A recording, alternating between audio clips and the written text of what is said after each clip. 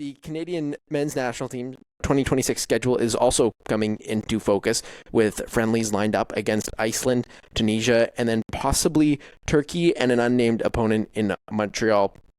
And they're also going to play Uzbekistan. So it's a bit of an underwhelming schedule is my initial reaction to this. Iceland, it's not the Iceland of old. I really hope Canada doesn't do the Viking clap against Iceland because that would just be cringy.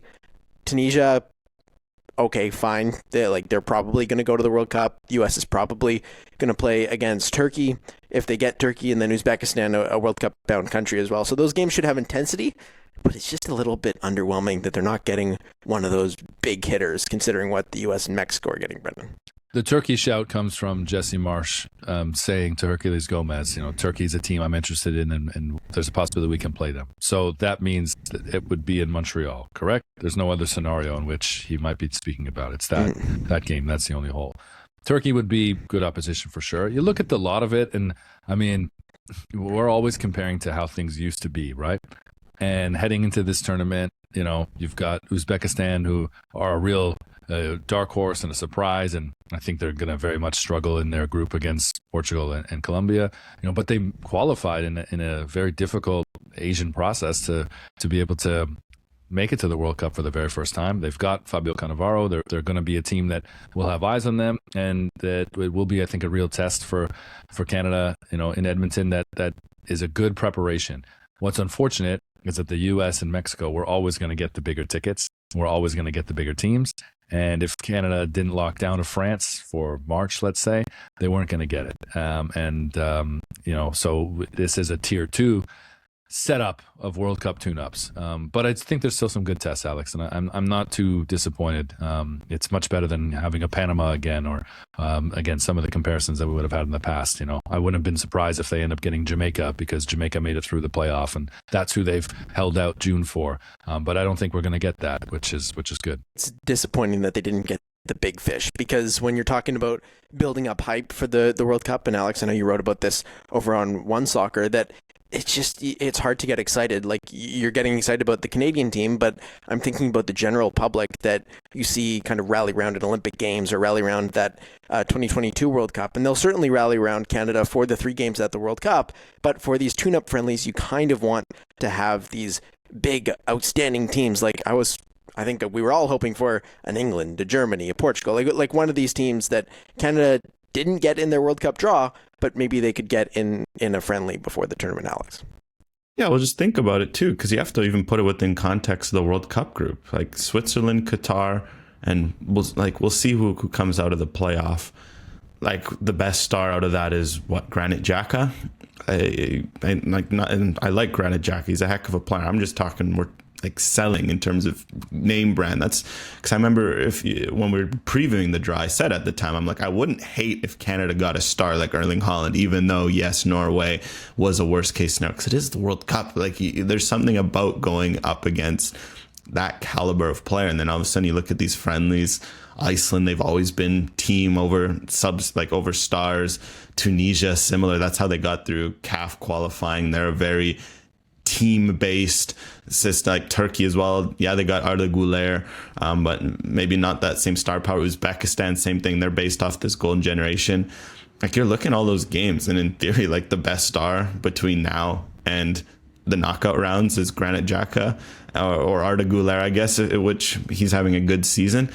It just doesn't, like you mentioned, Ben, bring in the sort of buzz or hype you'd expect. I will preface all this by saying the friendlies mean Jack, in terms of what Canada will do at the World Cup. I think that's important to remember. These results, Canada could lose all 4. They could win all 4.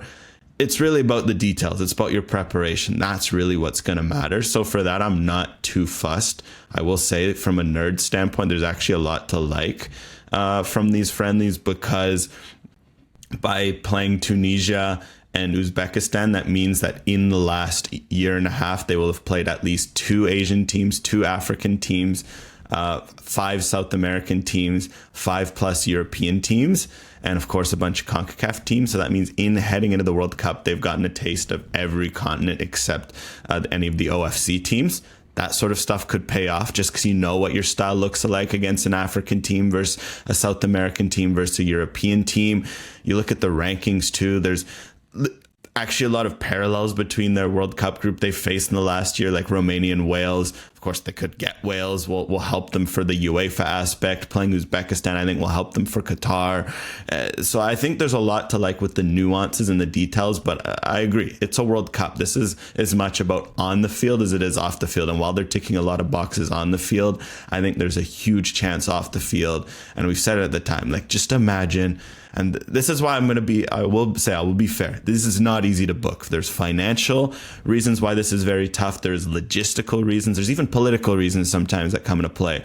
But putting all that aside for a second, how good would a France versus Canada at a sold out BC Place with grass laid in look? Like, that's the sort of game the casual would tune into. The stars coming in, Kylian Mbappe, Ousmane Dembele just won a Ballon d'Or. You got all these other stars that people are starting to know coming up against this young Canadian team. Like, that would be the sort of game that would build hype. And I just say that because you look at the US, and maybe we can have an argument of maybe their schedule is too hard, but Belgium, Portugal, Senegal, Germany, like, wow. Like, you're looking across the board at stars, good teams.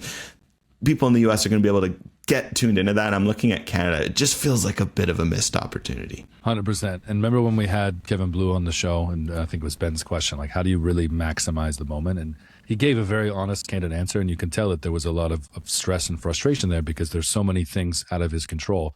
And the reality is we are playing a different game than the United States when it comes to hosting these things, hosting a major event, but just in setting up these friendlies, as you say, logistically, financially.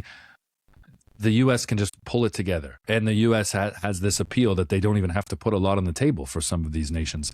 It is appealing for Portugal to advertise that they're playing the World Cup hosts and they're playing in America, and they can, cater to the Portuguese population and set up. I think Puma's got Portugal house is in Rhode Island, for God's sakes. Like, there's just so much more that they're able to do in the U.S. And this is what's really unfortunate, because you are right, Ben, that this is a hugely missed opportunity for the sport in this country, trying to capture the casual, that you're just not going to do that with Switzerland and Qatar in the groups. And if it's not Italy, you're really missing out. So there was a window here in June, and it's unfortunate that, Kevin Blue and Canada Soccer last year, after performing so well against the Netherlands and France, couldn't kind of lock that up for June. I understand that, for those other nations, maybe there's far more appeal, to having gotten bed with Mexico and the U.S. to begin with, but it really would have been great tactically for Jesse Marsch and his team, but more so for the marketability of the sport and the World Cup in general.